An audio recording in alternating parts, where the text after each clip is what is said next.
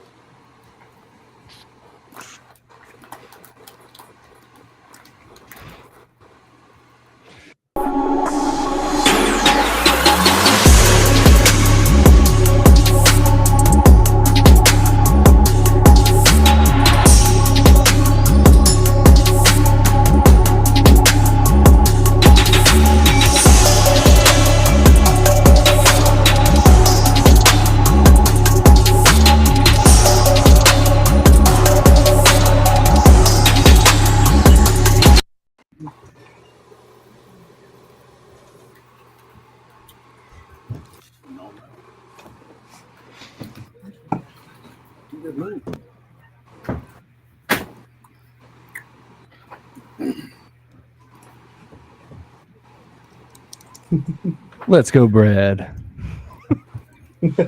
We are The College Fanboys. SportsCast. No, that we're sponsored by them. Sponsored by Yeah, the yeah. the Fanboys. Yeah, they are right there. Told you. Now he will be. Now Brad will come in. Now. Now I'm back. I told you it was probably going to lag. He's a lagger. All right. Yeah. It only does that whenever I do the opening video, and the rest of the time it usually is pretty good. So, all right. So, again, I'm Brad. We're College SportsCast, and we have a special show for you guys today. We're doing an SEC Tourney preview, and we have a special guest. Hunter is with us. He is the Northern Kentucky bracketologist, and he on Twitter, his handle is @BracketNKY. Hey, Hunter. How's it going, man? Excited to be on. Hey, man, we're excited for you to be on with us. We're going to do a SEC Tourney preview. As of yesterday, the brackets and the seeding was all finalized late last night. So we have a good idea of what the bracket looks like now because it's following stuff. So we will start with that. Jason is with Jason Harrison, JNS basketball player, and John Roberts is with us as well. He is an Auburn alum. Okay. Nice. Well, thanks for having me on. And it's going to be a fun show. Yep. Good. We're excited to have you. And I'm Brad. I got some family that graduated from UK, and I didn't. So, Fair. But I'm a lifelong fan. So we're all SEC guys, and we're excited to have you on and do the SEC preview. Sure. So I'll start with I'm not an SEC guy. I went to Northern Kentucky University. Right. I grew up in Ashland, so like 3 hours east from where I'm at now. Kind of grew up around UK, so I obviously follow the SEC pretty close. But more of a Xavier guy myself, so should be able to be a little unbiased with everything and kind of give a full preview of everything. Right. And we're going to add in as we go. He's a bracketologist, so I'm kind of add in some little bracketology talk about SEC teams and stuff along the way as we kind of go through this.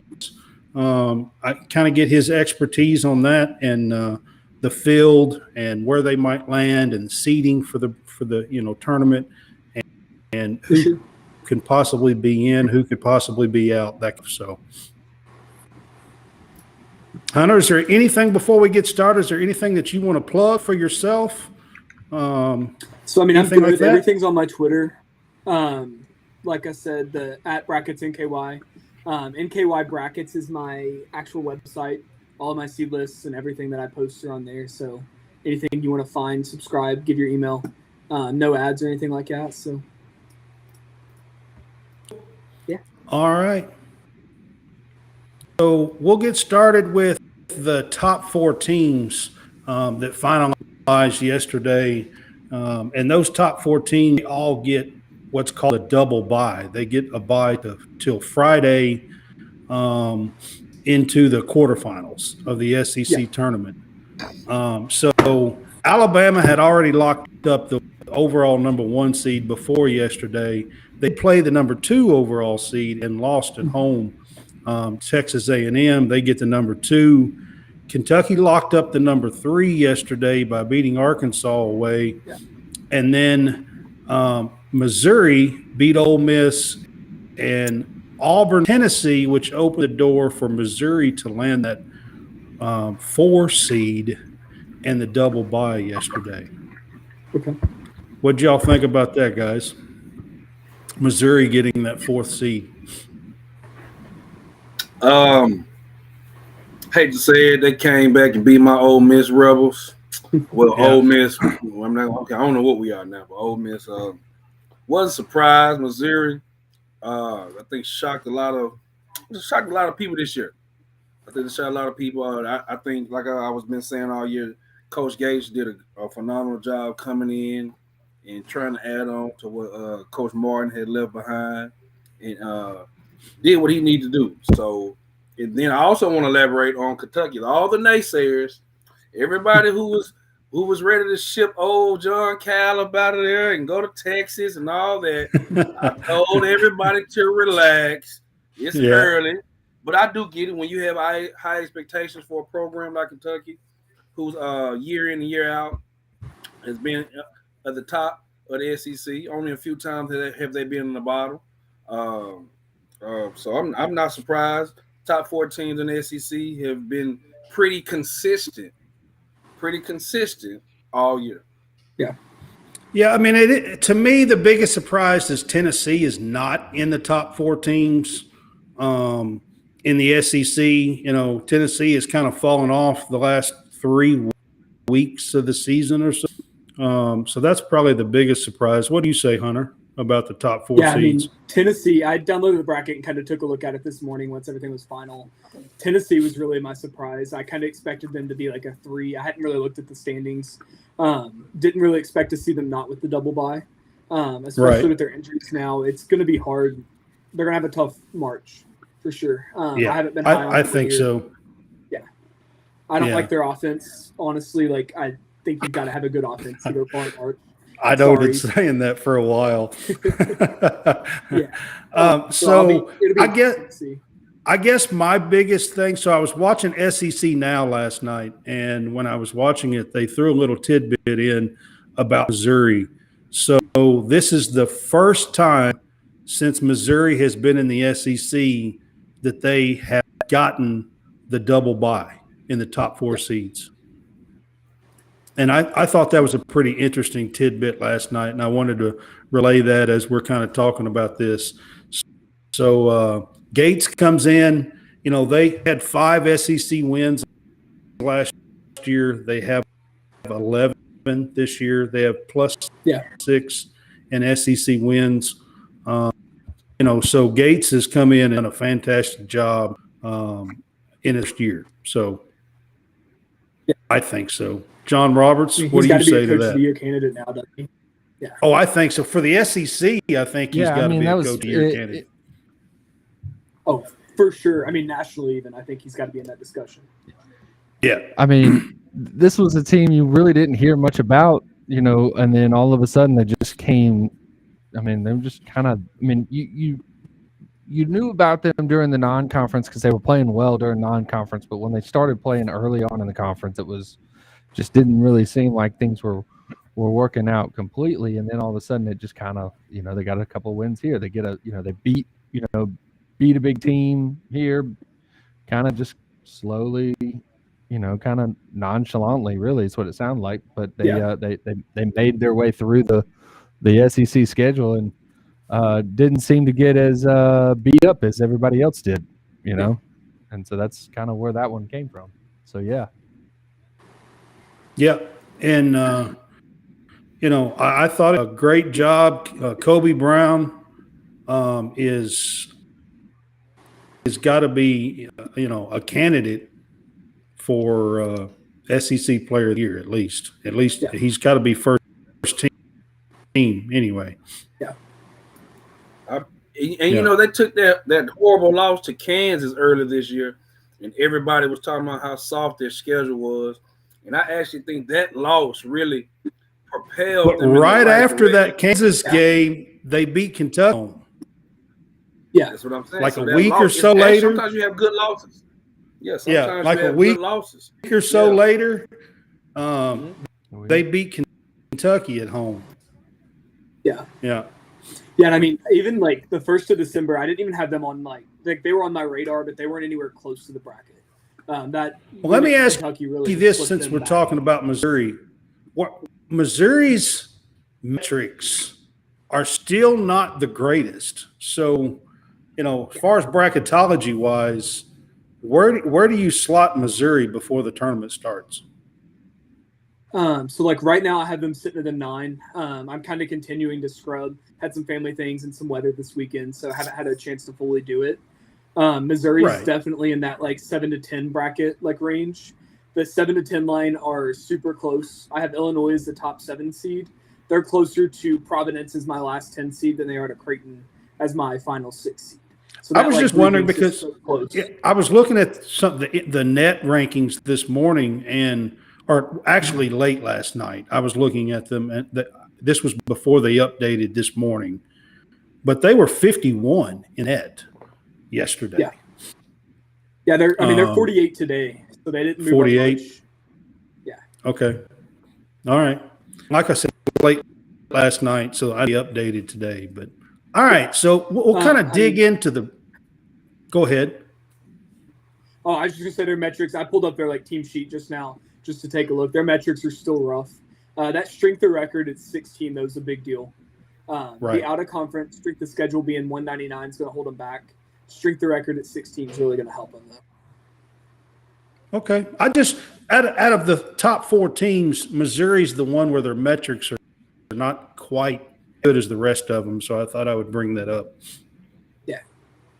Yeah. So we'll kind of dig into the Wednesday night games. These are the bottom 4 teams of the SEC.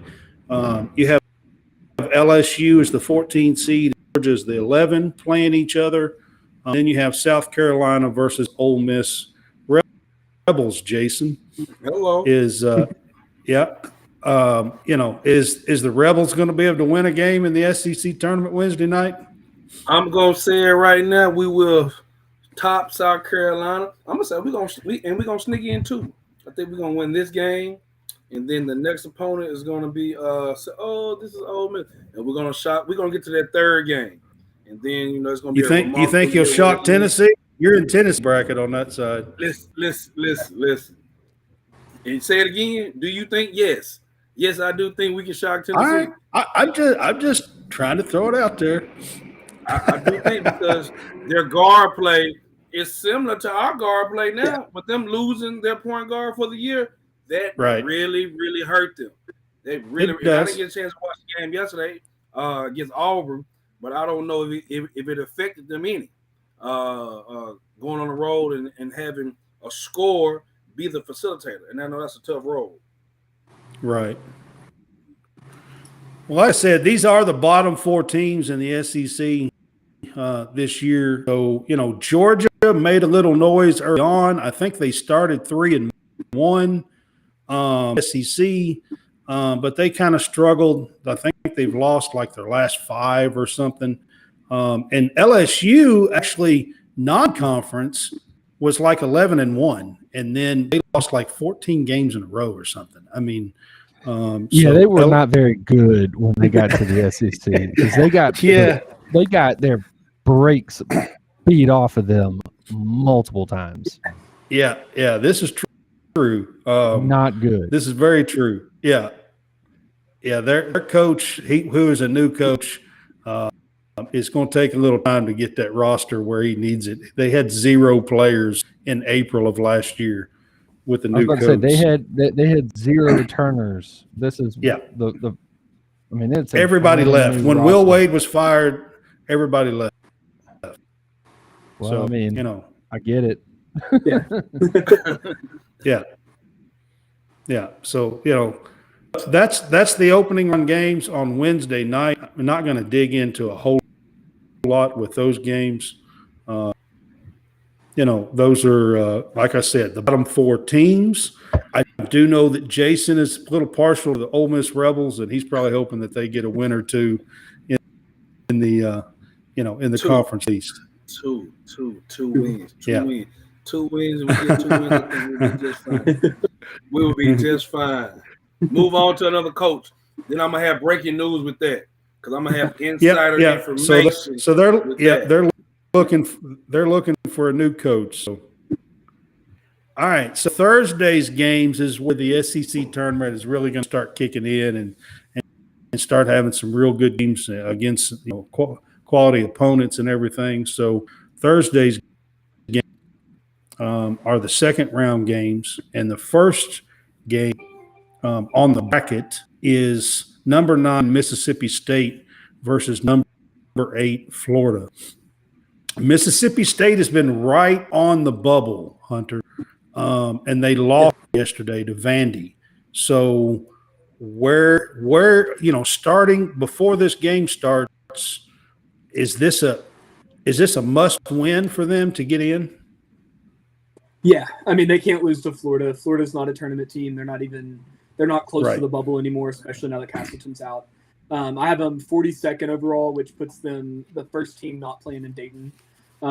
That's as of right now, but that Rutgers, Pitt, Mississippi State, all those teams are really close, so they could fall to Dayton before we even get to next week. So they definitely have to win on Thursday. Yeah. So you're right, with Castleton out, it's a game that they, Tulu Smith has to control this game in the middle, and with Castleton out, and Mississippi State has to find a way to beat Florida in this game. My question to you is this: if they beat Florida and then match up and lose against Alabama, because that would be their next matchup, do you think they get in? Does Mississippi State still get in the March Madness? They can't have their break speed off of them by Alabama. They're going to have to play them at least within 10 points or so. If they go out and lose by 20 or 25, that's going to kill their metrics. So they probably have to do something decent. They don't have to beat Alabama to get in. They got to do something decent, though, against Bama. Okay, that's fair. I mean, Mississippi State is one of the teams that's kind of right there on the bubble, so I wanted to kind of mention that. With Castleton out, guys, expect Mississippi State to win this game. Don't both of you, John and Jason, think the same thing with Castleton out?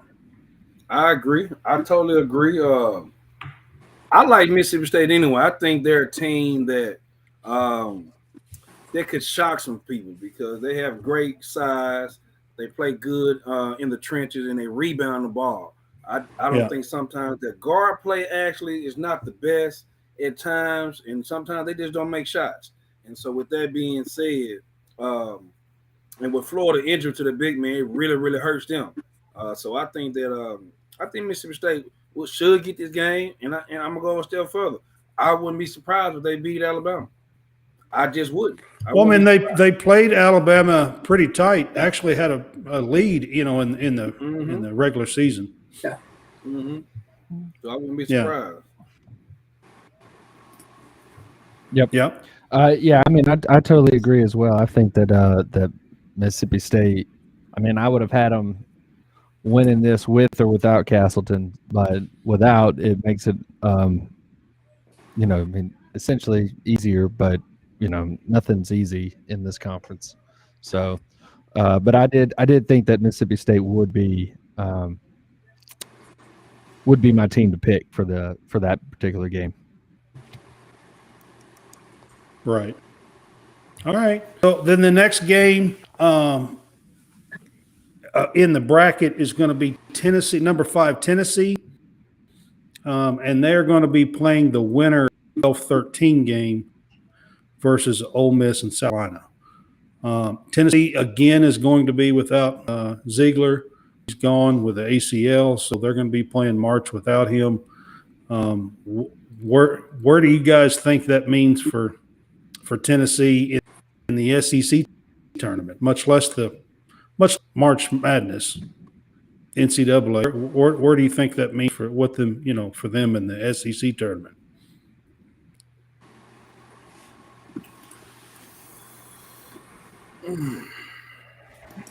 Tennessee you already Tennessee is one of you those already teams said you that- thought Ole Miss might challenge them, so yeah. I'm already saying, but what I'm saying is Tennessee is one of those teams that at the beginning of the year you just had so much promise for. You just knew that they were going to be, but you had been saying all along that hey, Tennessee just doesn't play well. They don't score enough points, and sometimes that comes back to bite them in the butt. Even though I picked Ole Miss to beat them again, and I do know Tennessee will still get in the tournament. I just feel like Tennessee may have run its course this year. I think they peaked too soon.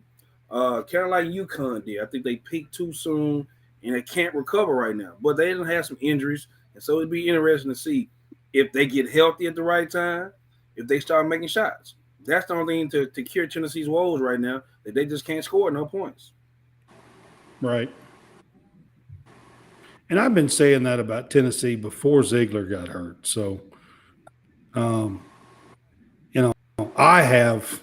There's been a few other people on that, Tennessee, which and Tennessee earlier in the year I thought was looking great, but they've just, the last month though I thought they've kind of fallen off.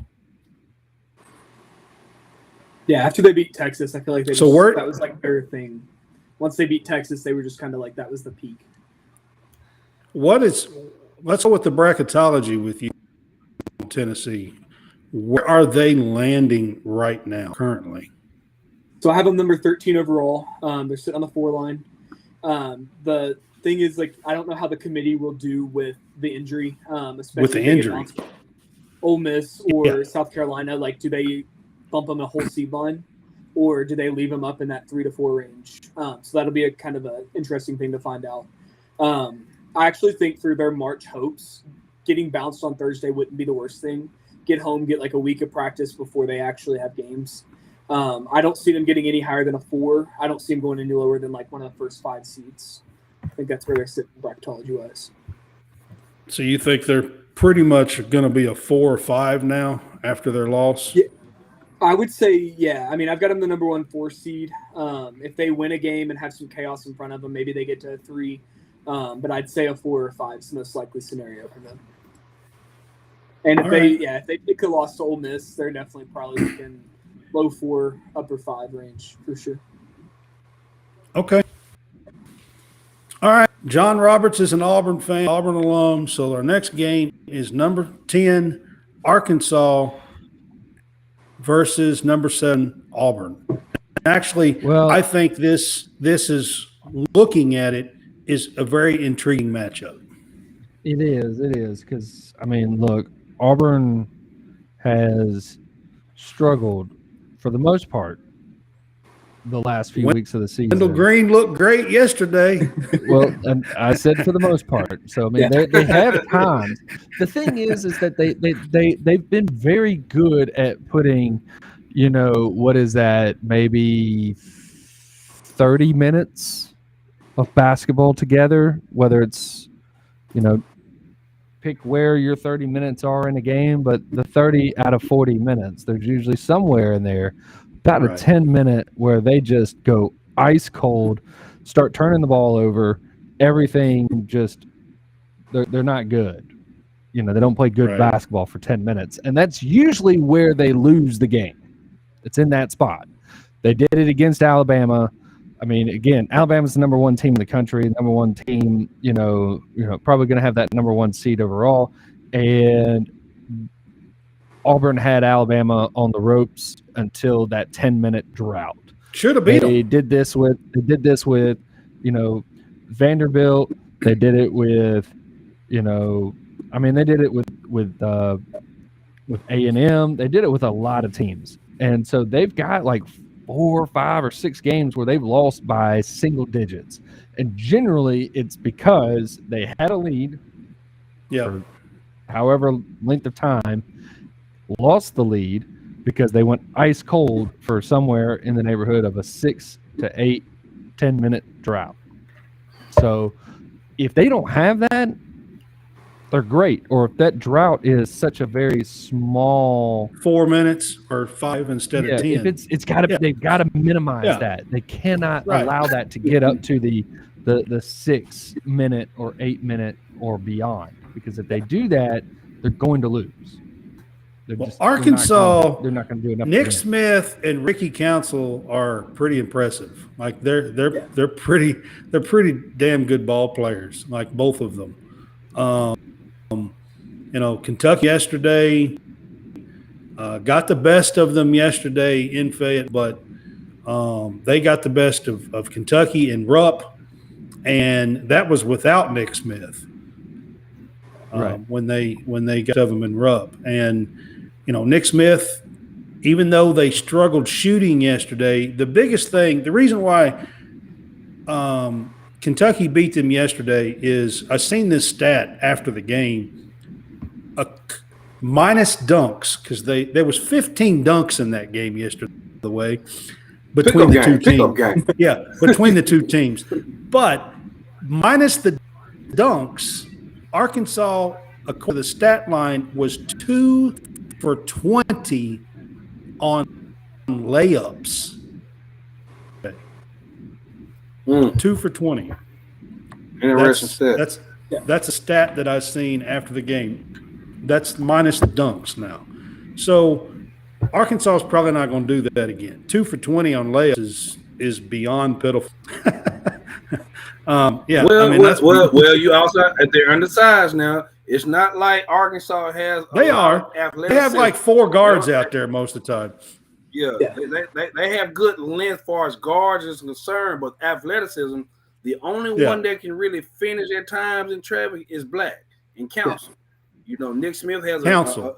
You got to put Council in there. Council. I'm sorry. The only one. Nick Smith has a great floater. In between game that he uses, he can actually get hot from 3. But I think it comes down to skill, and they're skill players. And let's just throw all stats out. Reese had a hell of a game. Let's just put that out there first. Reese went for 37 points, and I don't know when the last time somebody. Who was the last time somebody went for 30? Was it Malik Monk? Monk had 47 one night against North Carolina. So, when you have someone who can get you 30, you really have a good chance of winning. And Arkansas did not shoot well. I give them that. But I'm looking at this into the SEC tournament. They have been shooting the ball well, and you're not going to shoot well in an arena. You're not going to shoot that well in an arena. And Auburn goes as Willie Green goes. Not Willie Green. I'm sorry. What's his first name? Green. What's his name? Wendell Green. I just called him the head coach of the Pelicans. Green, when he plays well, and John and I have always talked about it. When he plays well under control, and not turning it over, under control, he plays well. When he gets to try and be this one-on-one show, he's forgetting. He's like I used to say, man, you're 5-0. You got to make great decisions in the lane. Exactly. You're not getting those calls. You got to be able to drop it off and let your big wings get the tough buckets and let the big guys touch the ball. When he sits out there and just shoots all the balls, man, Auburn looks very, very bad when they start going one-on-one. Only unless they're making shots. But for any team, guard play is going to be the key for them as well. Yep. Hunter, I want to get to you on the bracketology side for Arkansas and Auburn. Let's start with Auburn. Auburn, before yesterday, a lot of people were saying they were close to the bubble, just above, like the last 4 in. Did that win yesterday, does Tennessee solidify their spot? Did it lock them in? So I locked them in yesterday. Not many teams are going to have that win over Tennessee or something like that. So they're going to make the tournament. I have them on the 10 line now, so they jumped a full 5 spots for me. They were where Mississippi State is now. Now they're 37th overall. I don't see a way that they miss the tournament now. They have a good matchup with Arkansas, so even if they lose, they're still in. Right. So I mean, they're good. that'd be a quad 1A, game. So yeah. Now Arkansas's got a funny, they played without Nick Smith for a long time, and accumulated some losses.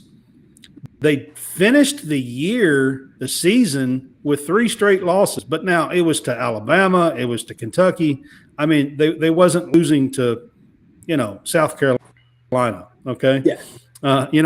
In the conference, and their metrics are really high, Arkansas. So where do you have Arkansas bracketology? So I have Arkansas on the 8 line right now.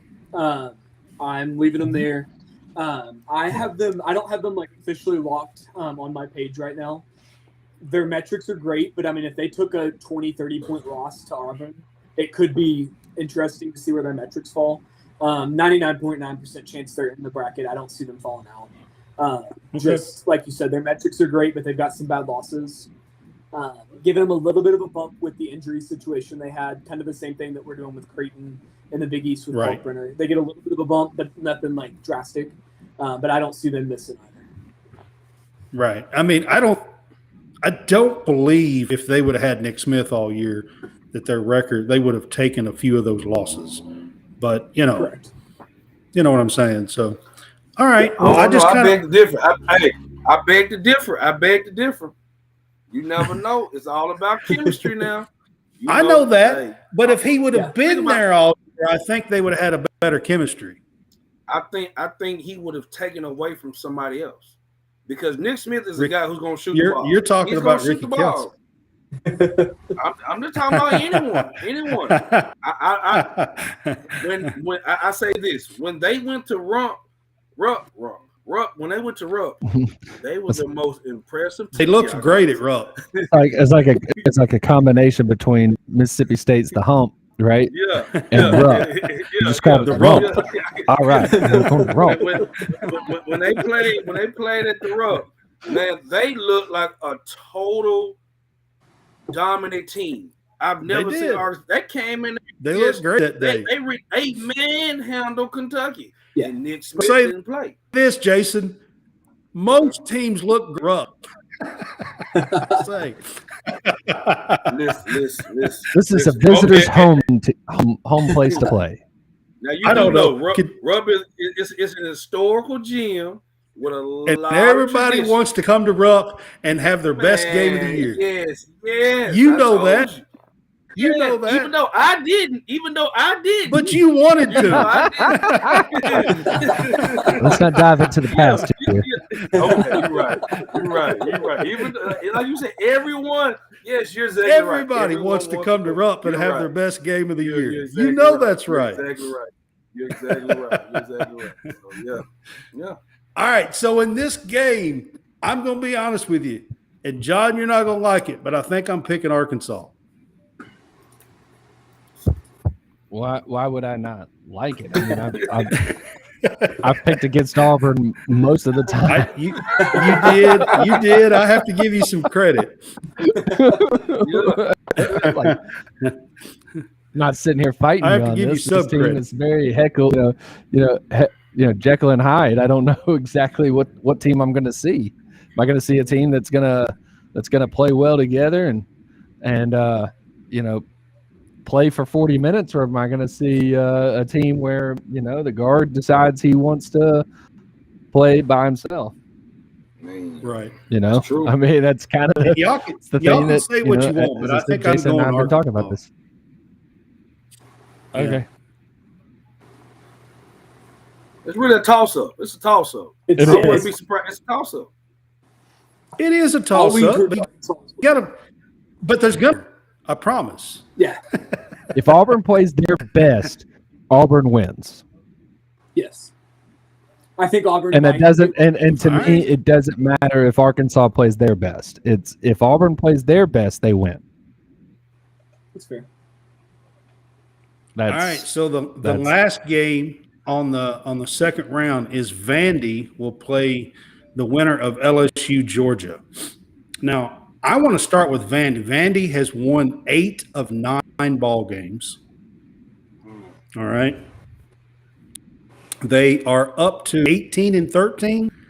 They started the year terrible. They took a few bad losses. They recently have a few very good wins as well. So I want to ask Hunter, the bracketologist guy here, does Vandy have an outside shot? What do they, do they have to win it to get that AQ? Yeah. I think they need the AQ at this point. I mean, they've got 3 Q4, Q3 losses. 2 of those are Q3, one's Q4. But they technically could get 3 wins making it to the finals. So I don't know if you've seen it because I think they just released it a little bit ago, but I think by the time that we get to the final of the SEC tournament, they're going to have already picked the bracket. Everything's going to be taken care of. It'll be Sunday, A or B. Sunday hardly ever makes anything. Yeah. And honestly, they've got it picked before Saturday's games are all done. Outside of, again, your AQs that you get from the championships on Saturday. Yeah. You're pretty much have picked everybody. So, but it's definitely done by Sunday, for sure. Yeah. Yeah, I mean, but I was just saying, Vandy does have three games before Sunday. They get Thursday, Friday, and Saturday. So they would have to win 3 games before Sunday's game to get to the finals. I think if they win those 3, they get in. If they win those 3, they get in. If they win 3 games, Vandy, man, because Vandy, you got to give Coach Stackhouse and his staff a lot of credit. For Vandy to finish, are they finishing the top 6? They finishing in the top 6. They're 6th. They're 6th. Yeah. And probably was projected anywhere between 10 and last. I'm sure of it. I'm sure they were. Yeah. So I think it's a feel good story. I think it'll be a remarkable feat if they did do Jason, it. Jason, I hear you, and in my heart I agree with you. But here's what I want to tell you: this Vandy story feels a whole lot like Texas A&M story from last year. That's exactly what I was going to say. To me, it feels a whole lot like Texas A&M story from last year, and we all know Texas A&M. Texas A&M last year. It won't be like that again. It won't be like that again. It won't be like that again. They won't screw Vandy because of the Texas A&M. if they win 3 and they get to the championship, listen, you got to put them in. Because what's going to happen is you're going to have a team. I'm going to say you might have one of those teams in the ACC get in that shouldn't get in. You might. Yeah. So Vandy, North Carolina, the winner of the tournament shouldn't get in, but that's okay. That's just saying that a bad team found a way to fall right into place. Yeah. I'm just saying.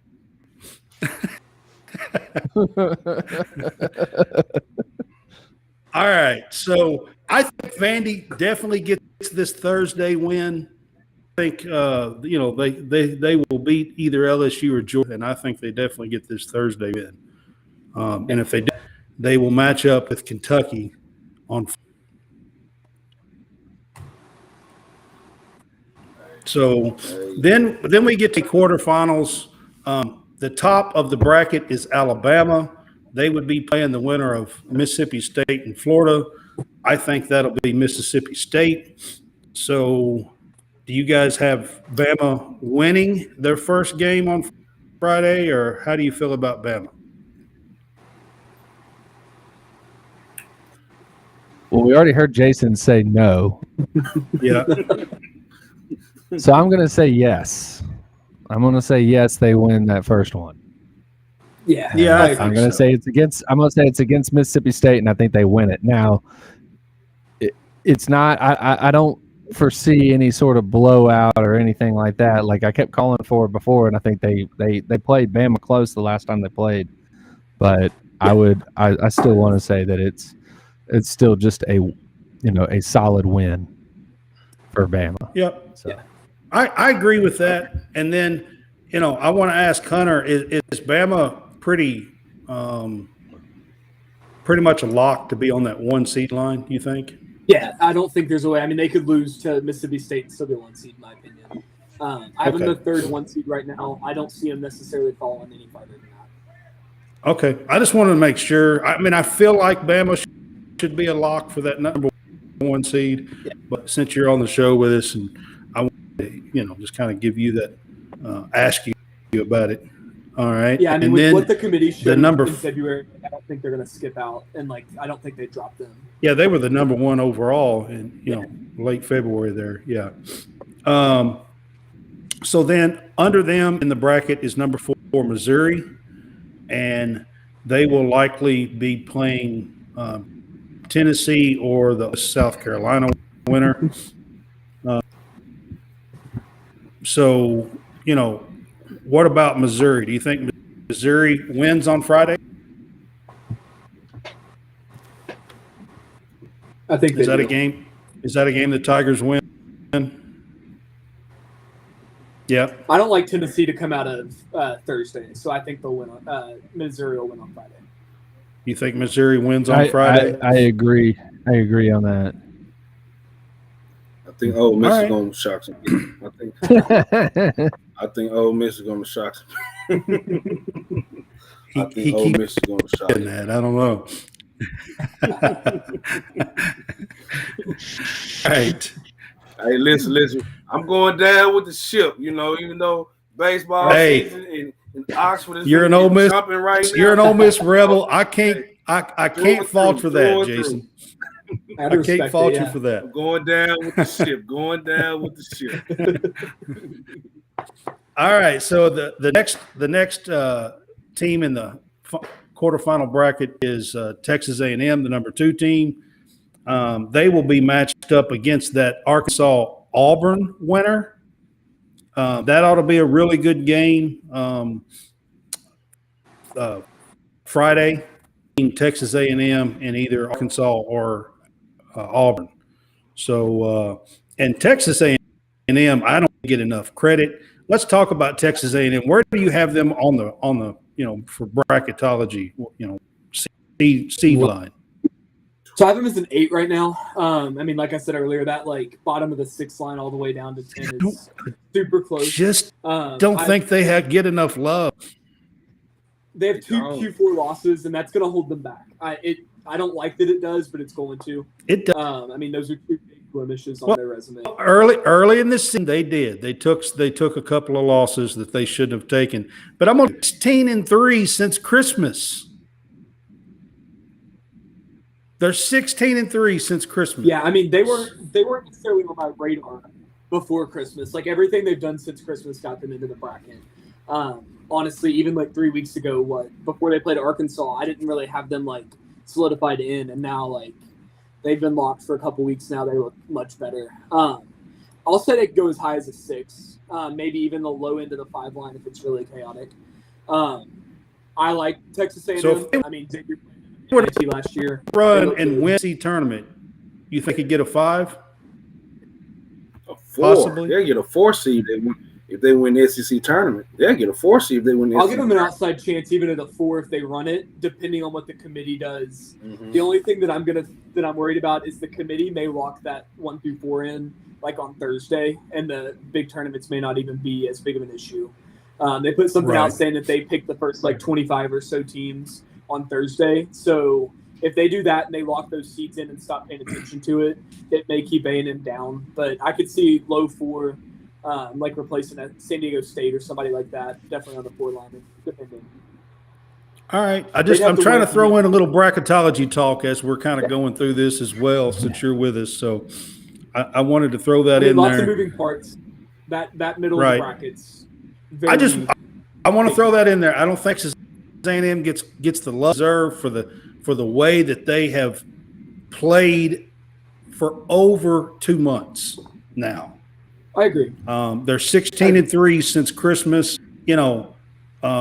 Buzz had a lot of roster change from last year. This is not a completely different team, but a whole lot of a different team from what he had last year when they made that run last year, and were left out. And they started the season slow because he had a lot of roster change, brought in a lot of transfers, but since then, you go back to right before Christmas. I mean, they've been lights out. One of the best teams in the country, I think. Yeah, and I mean, Bart Torvik has them as one of the top 10 teams in the country since Christmas. If you go back and look at it, like you filter out the non-conference for sure. That Wofford and Murray State loss, though, we're just going to hold them back. It rightfully or not, it is. From what we know, it should hold them back. If they didn't have those, we're probably a 3 or 4 seed. If they can stay healthy, they're one of the most dangerous teams in the country to play. Yeah. If they can stay healthy, they're the one. I mean, they just that 3-quarter trap that Buzz does with his guys, they're so good at it. It's not something that you normally see and have to play against. And, you know, it's difficult to prepare for, and it's tough. I mean, I don't know if that trap's tough, man. I'm telling you. That trap is something that they are good enough to keep you from getting the 10 seconds to cross just the midcourt stripe. Yeah. And then once you do, they'll trap you against the midcourt stripe. So that it's relentless. It's a relentless trap. So it's like it's there, and they slow you down that you don't. The turn to the NCAA, and some of these don't play against that kind of stuff. I'm telling you, they're tough. So do you guys have A&M winning on Friday? Yes. Yes. Without a doubt. All right. And then we get to Kentucky, and they will likely be up against or Georgia or LSU, but I think it'll probably be Vandy, and we get a matchup that, you know, just happened a couple of weeks ago, last week actually, at Rupp. Vandy beat them by 2. Of course, Kentucky had beat them in Vandy early in the season, so it kind of be the rubber match if that happens in the SEC tournament on Friday night. And it's the late game Friday night as well. So. And Kentucky, as far as the bracketology, Hunter, are they in that 6 range right now? Yeah. I mean, I have them anywhere. Right now I've got them first 7 seed, but like I said, I haven't completely scrubbed everything. I'll finish that up tonight. I'd say they'll probably end up on the 6 line. It's all win for sure. I'd say their ceiling's a 5. I don't think that they'll jump like up over the 4 seeds. I think those first, like the top 4 seeds are pretty locked in. Tennessee slipping out would maybe be the chance for like one of the other SEC teams to slip into the 4. So I'll say ceiling of 5. They probably end up on the 6 line. Okay. I'm a grown Kentucky fan all my life, so they're winning night. They better win Friday night. Or what? Vanderbilt might be more desperate. I'd want to play Georgia or LSU if I was a Kentucky fan. Yeah, absolutely. I agree with you. Stackhouse always plays Kentucky tough, and it will not be an easy game. I promise you that. Man, hey, it was an instant classic the other night. An instant classic. So I'll give him credit, man. He always Kentucky tough. Always. I promise you, he does. They had Scottie Pippen Jr. They had Pippen Jr. last year. In the last couple of years, I'm telling you, he would go off for 30 points against it, no matter what, no matter how bad or whatever. Like telling you, since Stackhouse has been there, he always plays Kentucky tough. It will not be an easy game, but I do expect Kentucky to win that game Friday night. It's going to be packed. Hey, that game will be packed. I know how Kentucky travels, and I know, if I know anything, Vanderbilt will show up that night, and it will be a sea of blue and gold. Oh, they will. All in the stand. I'm telling you, it'll be a tough matchup. I know it will be. No doubt. Yeah, it will be for sure. All right, so then we get to the Saturday semifinals. The top half of the bracket could look like Alabama versus Missouri, or it could be Mississippi State versus Missouri. What do you think? What do you think the semifinals is going to look like? Don, I'll start with you. What do you think on the semifinals of the top half? So we have who are we saying are in the first game here? Well, I mean, like I said, it could look like Alabama versus Missouri. It could look like Mississippi State versus Tennessee. You know, if you thought Tennessee is going to win a couple of games, it'd be more like the Alabama versus Missouri. And again, it's just, how they match up against Alabama, how Missouri matches up against Alabama. I mean, until somebody proves that they can just slow down Alabama to a point to where they can beat them, I mean, I'm pretty much going to have Alabama win any of these games. Missouri, I mean, they could do it. It's not that they can't do it. It's just that I think that I've seen more from Alabama than I have from Missouri on a consistent basis. And so even in the face of any of this stuff that's been out in the public about whatever's been going on. So, I mean, it's still, I think, Alabama's to lose. South Carolina girls just won the championship, the SEC tournament. That feels like something that was expected too. So. If you heard the ESPN ding just a second ago, that's what that was. Yeah, it's like, okay, who's shocked by that? I was shocked by that call. Now I was shocked by that call. Yeah, that was horrible yesterday, by the way. Yeah, that call was terrible. But, hey. That charging call against Angel Reese yesterday was horrible. You refs should be fired. Seriously. So the only thing that I saw with that. The only thing that I saw with that was that the arm was above the shoulder. Her arm went above the shoulder. She went like this and kind of went and pushed her out of the way.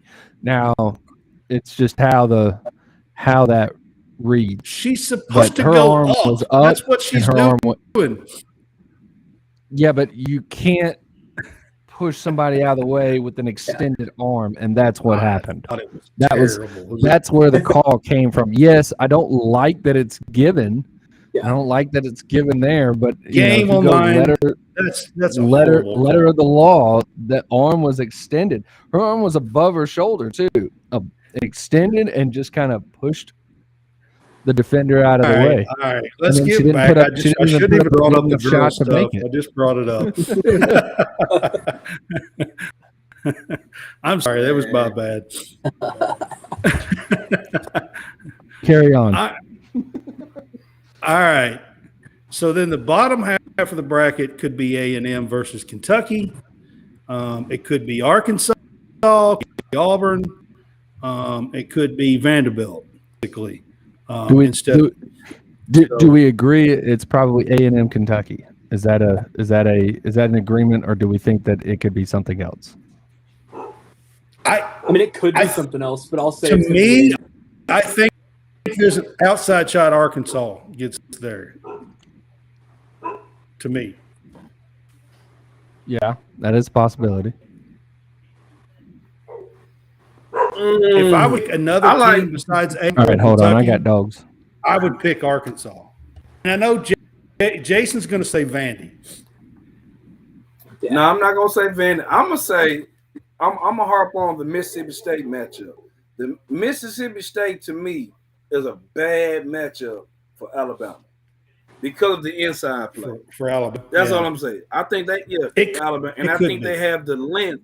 They have the length. They have the length and the strength to disrupt what Alabama likes to do. They match up. They do. Well. I agree. From a guard I'm just side, not sure that Mississippi State has they have the outside shooting to beat them, but they'll get close. I just think that you just have to play one complete game. If you beat Alabama, that catapults you And so my Right. SEC tournament champion will probably be Texas A&M. I just think Texas that they're A&M. hot right now. I can see Yep. Texas A&M steamroll. They get a couple days to rest, and then, Buzz will have his team now unless they come out flat. And the other team is hot, done 1-2 in a row.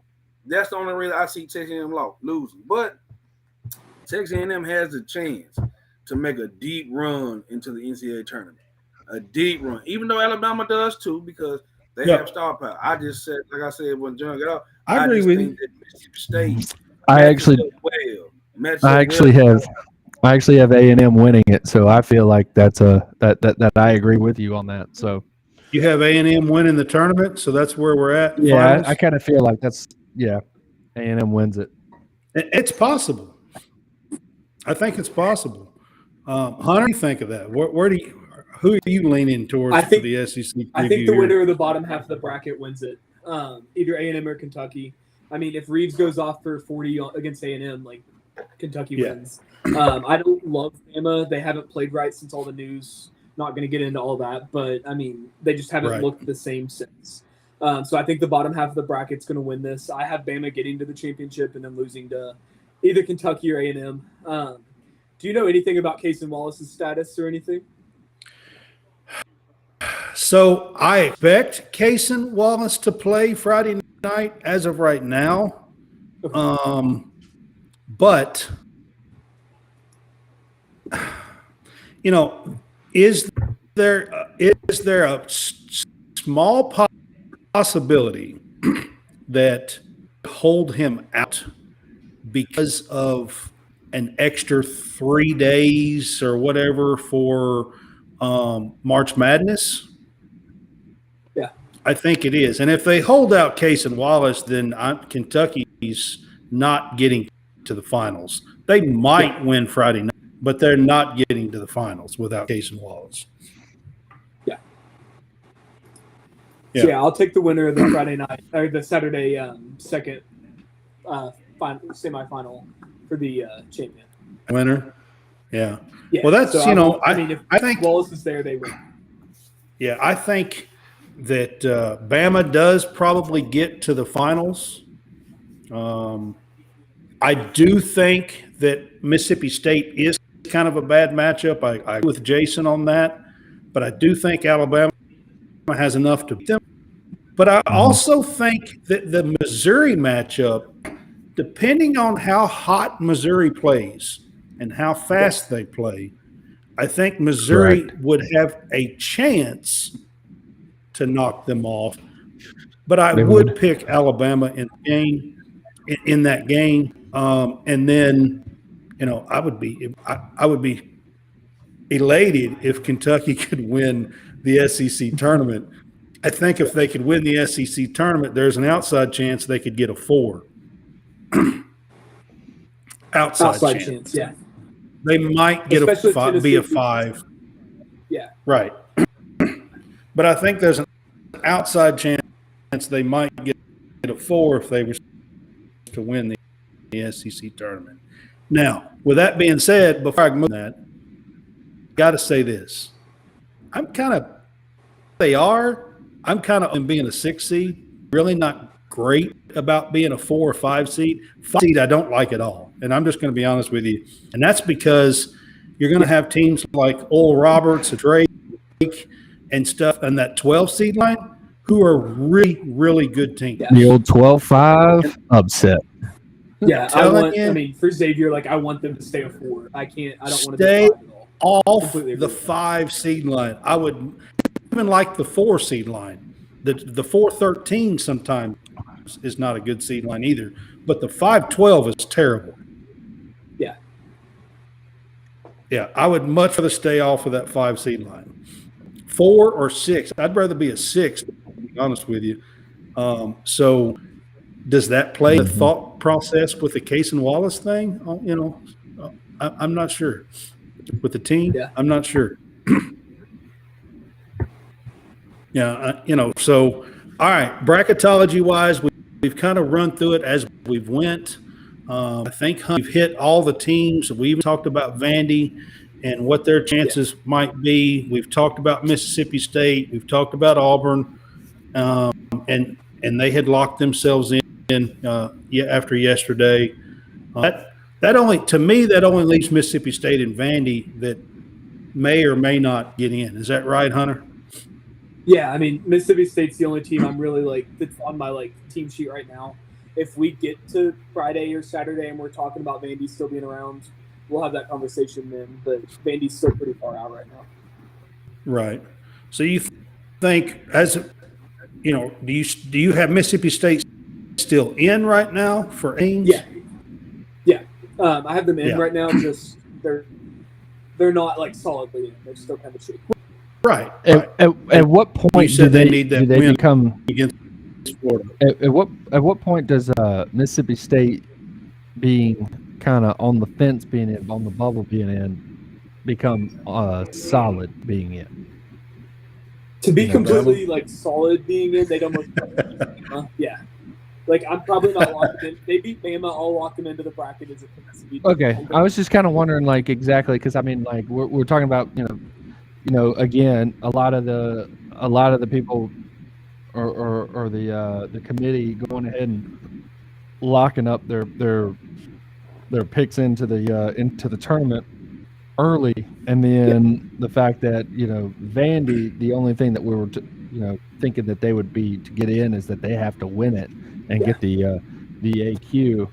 So I was just kind of figuring where was Mississippi State, and they do have to run against Bama. So if they beat Bama, then that makes that makes total sense. Go ahead and lock them in. And that's game 2 for them, right? Yeah. Right. Yeah. I mean, Florida's just not going to be a good win. Unfortunately, Castleton not being there, nobody's going to look at that as a great win. Right. It's a game they must win, though. Yeah, they got to win it because if they lose it, that's not good at all. Yeah. Especially It's a game they must win. Yeah.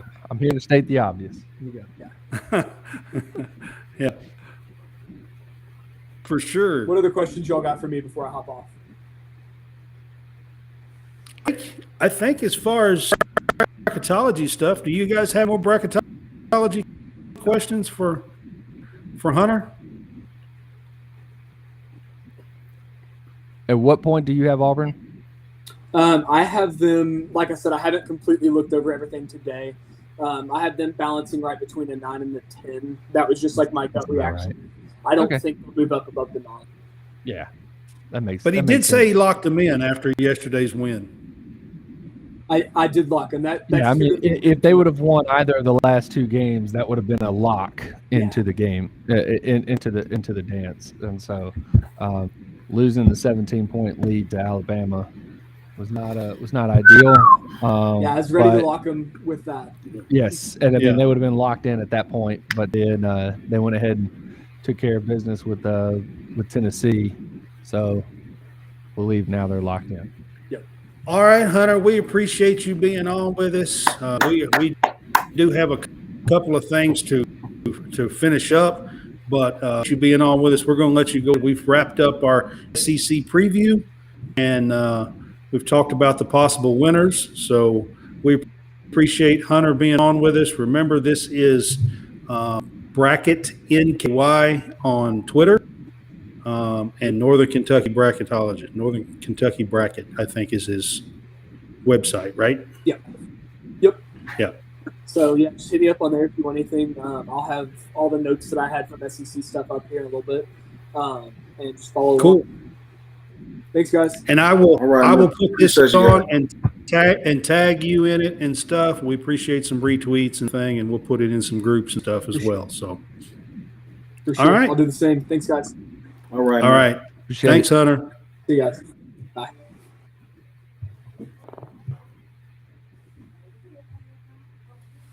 All right, guys. That was pretty fun. Always enjoy talking SEC basketball. We've Hunter being on with us for our SEC preview show.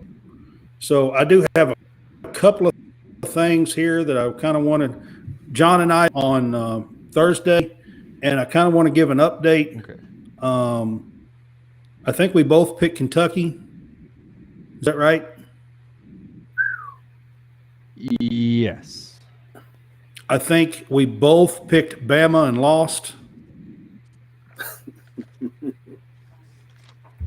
Yes. Yeah, I haven't we- even looked at who won or lost. Did Bama lose? Yeah, Bama. Texas A&M beat them. I did not even Yeah. wasn't even paying attention. That's how I picked plugged in I was. Auburn. Did you pick Auburn? Actually, I picked against them. I said it was going to be like a 2 or 3 point game, and it That's was what going to I be. thought. I yeah, picked and Auburn. against I them. also picked Texas. John missed that one. He picked Kansas. Kansas, yep. I picked Miami at home, and I got that. And I'm not sure if John picked Miami or not. Nope, picked Pitt. Okay. I picked UCLA, and UCLA won. I got that one right. Yep. I also picked UConn over Villanova. And today, Houston hit a last-second shot to beat Memphis 67-65 before we come on, so I picked Houston.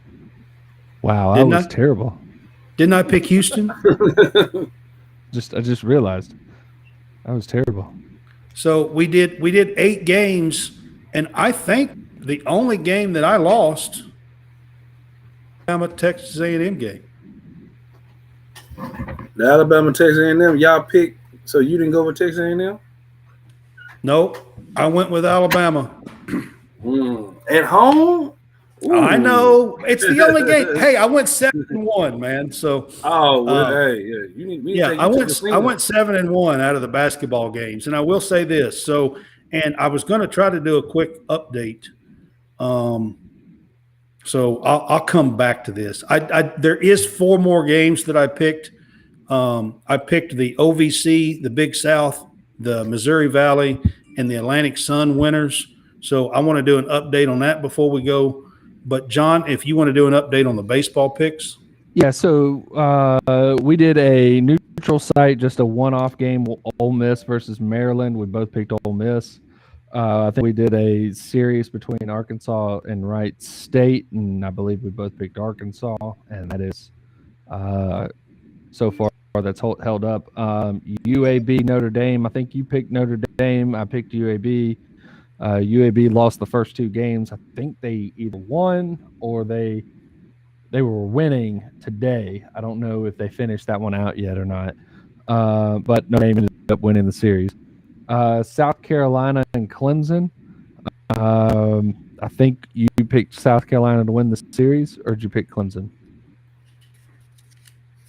I picked South Carolina to win the series. South Carolina won the series. They lost. I think they dropped the game 1 at Clemson, and then won the second one in Greenville, and then won today in Columbia. So that was a 3 different location series. They played in 3 different spots, and I kind of was hinting that could be the case, but didn't know for sure if that was how that series was going. We had Miami at Florida. Do you remember what you picked? Because I can't remember what you picked. I think I picked Florida. Florida, okay. Florida did win the series. They dropped game 1 and then won games 2 and 3. I believe that's how that worked out. Southern Miss and Dallas Baptist. I believe Southern Miss won the series against Dallas Baptist. We picked a one-off game with Texas A&M and Louisville, and I believe that was in I think the Shriners Classic, or it's one of these tournaments. And believe, did you pick Texas A&M on that one? Texas A&M versus who? Louisville in a one-off game. It wasn't. I think I picked Louisville, didn't I? I don't remember. I know that I picked Louisville, but I don't remember what you picked. I think I picked Louisville. Yeah. I'm pretty sure I picked Louisville. Louisville won. So then we picked UC Irvine versus Arizona State in a series. UC Irvine won the series, and then we picked Texas at Cal State Fullerton. Currently, that series is tied 1-1 with the rubber match a 3-1 lead for Cal State Fullerton. So, All right. don't have. I think they're in the. Looks like they're in the 7th inning right now. It's a 3-1 lead for Cal State Fullerton. So, if everything holds, then Cal State Fullerton will win the series. And that is the baseball update. picks.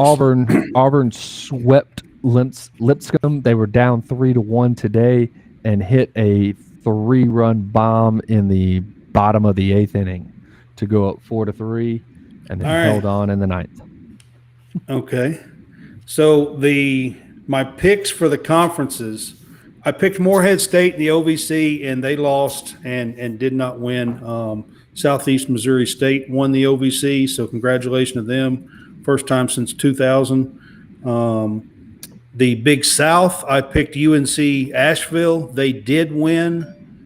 In the Missouri Valley, I picked Drake, and Drake won today.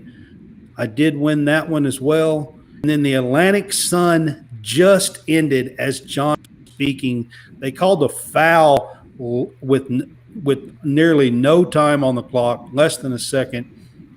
The game was tied 66-66, and they went to the free throw line, hit the first, and purposely missed the second so the time would run out. And Kennesaw State beat Liberty, and Liberty was like 28-3 or 28-4 or something. I picked Liberty to win the Atlantic Sun. Kennesaw State beat them by 67-66 from the free throw line. So those were our picks. I got 2 of the 4 right on the conference winners.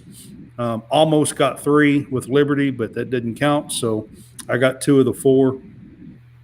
And then quickly, I'm going to run through. There are 10 conference championships coming up Monday, Tuesday, and Wednesday. Smaller conferences.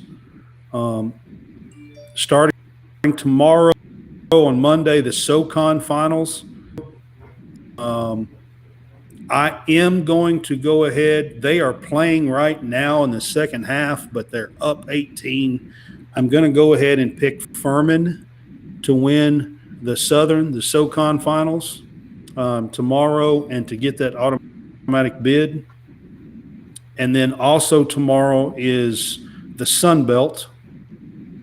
And I want to – they are also playing right now, the team that I'm fixing to pick, they are in the second half and up about 11. So I'm going to go ahead and pick them. I'm going to pick Louisiana, the Raging Cajuns, to win the Sun Belt.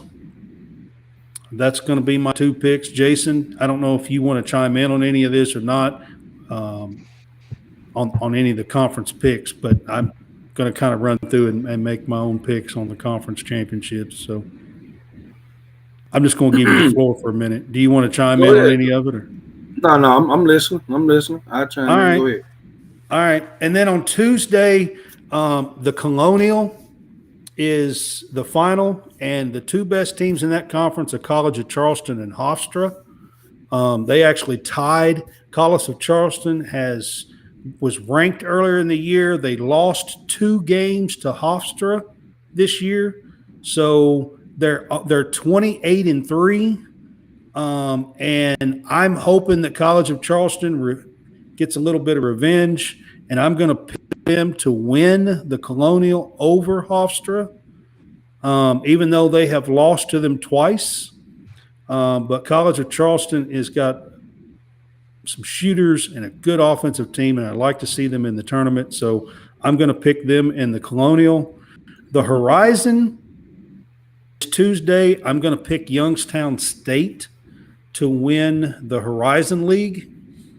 Then we have the Northeastern Conference, and this one is already done. And the reason why it's already done is there is a first-year team that's finals for Division I, and they are not available to win. So we already know who's getting the automatic bid this game. Fairleigh Dickinson is getting the automatic bid in the Northeastern Conference. So I'll go ahead and mark that one down. Time out. Yeah. Why do we punish I don't first know. year participants? They did the same thing to Bellarmine last year. I mean, They did the same thing to Bellarmine last year. If we did away with the transfer rules and we're starting to pay players, yeah, why not? I agree with you 100%. I'm just going by the rules. Fairleigh Dickinson. You're right. They get the automatic bid even if they lose to Merrimack. Yeah, Merrimack or something like that is the name of the school. I won't even play the game. If I'm them, I don't even play the game. I don't even play the game. I mean, you get somebody hurt. Yeah, right. I don't even play the game. Why do it don't even I matter. already Seriously, it doesn't matter at all. It doesn't matter. They have a game to play on Tuesday night. Merrimack, I think, is the name, how you pronounce it. But even if they lose, they get the automatic bid. So, That's what I'm saying. yeah. Hey, I would let all my walk-ons, my guys who don't play, you go out there and have a blast. Yeah, just give them hell. Roll it out and be like, guess what? You guys get to play in a championship game. How about that? Yep. You guys get to play in the championship. I'm going to guarantee you playing in that championship game. Guarantee. Here you go. Right. I'm rolling it out. You're going to play, and by God, guess what? You're not sitting. Yeah. Playing the I agree with you 100%. Thing. I agree with you. But I understand why they have to play the game. I'm just saying, in all logic, and of course, I know they want to win it. They want to, no matter what, you still want to go out as the champion. You want to win the conference tournament. You want to win a conference tournament, no doubt. I'm not going, and I'm not discrediting that. It just, to me, it takes away. Just because if you win, you're still not going dancing. And so, at least, are they eligible for the NIT? I don't know about that. They're not for the NCAA. I think they're like not eligible for any post anything. I don't think so. I don't know why they do that. Like the conference. They did the same. Bellarmine won their conference last year, and they didn't get to play the tournament last year. Man, boy. It's dumb. Yeah. All right. So then the Summit League is gonna, their championship is Tuesday night. And Oral Roberts is like 28-4, been the best team in the conference all year long. They probably will be a one of those 12 seeds. They have a really, really good team. And one of those dangerous 12 teams, just to be honest with you. I'm picking them to win the Summit. And then the West Coast Conference between Gonzaga and St. Mary's. The championship is Tuesday night. And this is an even one. This is a big one. Everybody knows it could go either way. I'm going to pick the Zags. I'm going to lean towards Mark Few, even though, and Drew Tim, even though St. Mary's could very well win that game and win the conference, but I'm going to go with Gonzaga in that game. And then there's 3 games on Wednesday night, or not 3 conference finals on Wednesday night. Southland, I'm going to pick Texas A&M Corpus Christi. The Patriot League, I'm going to pick Colgate. And the Big Sky, most people have Eastern Washington University. They are the number 1 overall seed. I'm going to pick the number 2 seed in this conference. I'm going to pick Montana State to beat them and to win the Big Sky and to win that automatic bid to the NCAA tournament. Those are the early conference winners for this week. There are 10 of them between Monday, Tuesday, and Wednesday. And then we do not have any more conference winners until Saturday, next Saturday. We will have another show before next Saturday. I do plan on doing some picks either Tuesday or Thursday night, probably Thursday night because we're doing a baseball show on Tuesday. So I'll probably do it Thursday night and make my picks for the rest of the conference championships and those automatic bids. So I don't know if you guys want to chime in on any of the conference picks or not for the basketball, but it's just something I wanted to throw in and have a little fun with. No doubt. Cool. Yep.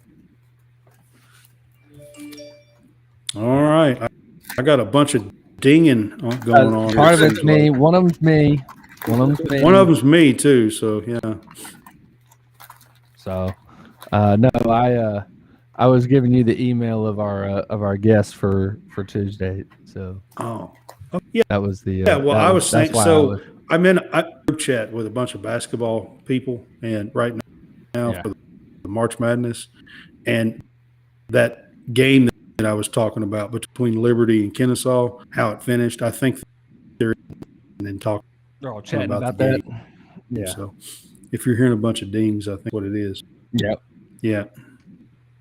So, so on Yep, Tuesday,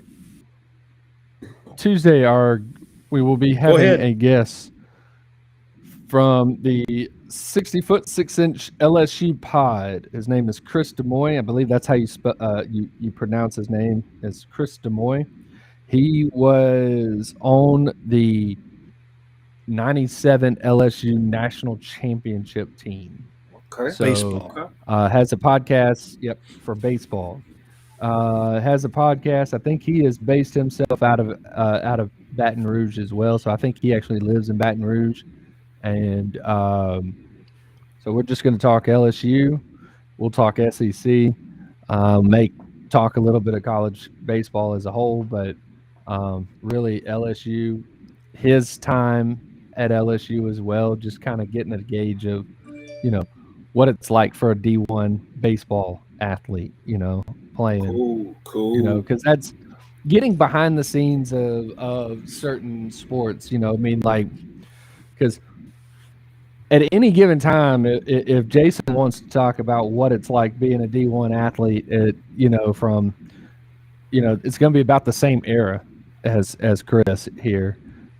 He can easily chime in on what it is that what it was like for him as far as class schedule, practice schedule versus, what it was like on the road. Did you spend the night on the road? Were you just there and back? Kind of all that stuff. Was it bus rides? Was it plane flights? You know what I mean? Right. Yeah. See, he at least could say that for being a SEC basketball player. Well, Chris will be able to chime in and tell you about being an SEC baseball player from about maybe 2-3 years before you got started. Mm-hmm. And I mean, I can easily tell you what it was like about 2-3 years after you left. So being at Auburn, kind of during that time. So, and then I've got some other contacts later. We're going to try and see if we can't get some, maybe figure out a way of getting some current what it's like now. Right. So yeah, absolutely. But we're excited to have Chris with us from the 60 feet 6 inches LSU pod. Yeah, that's it. Yeah. And we're excited to have him be with us Tuesday night. We'll be doing a baseball special. I'm not sure if we will do anything other than that on Tuesday night. We may just hold it to a baseball special, with Chris. So why not? Hey, we got a guest in. Right. Let them flow. Yeah. Let it flow. Yeah. Let it flow. That's right. Right. Yeah, absolutely. So we appreciate you guys being on for our SEC Tourney preview. We appreciate Hunter being on, Northern Kentucky bracket guy being with us and kind of helping us out with that and doing a little bracketology along the way for all the SEC teams as well. So again, Tuesday night, we will have Chris with us from the 60 feet 6 inches LSU podcast, do a baseball special. And he's a former LSU national champion baseball player, 97. He may have been on the 96 team too. I think they won the championship back years. Pretty sure. I don't look, but I know they won it. I know they won it in 97 because they beat Bama in the finals. I'm pretty sure I was looking at I think they won it in 96, 97. He may be a back-to-back champion. It could be. We're excited to have him on, and we will see you Tuesday night for that special. Mm-hmm. See you later, guys. Y'all have a good night.